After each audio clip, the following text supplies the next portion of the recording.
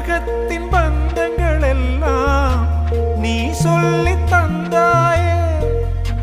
பிறப்புக்கும் இறப்புக்கும் இடையில் வழி நடத்தி சென்றாயே. உனக்கே ஓர் தொட்டில் கட்டி நானே தாயாய் மாறிட வேண்டும். ஆராரிராரோ நான் இங்கே பாட, தாயே நீ கண்ணுறங்கு என்னோட மடி சாய்ந்து.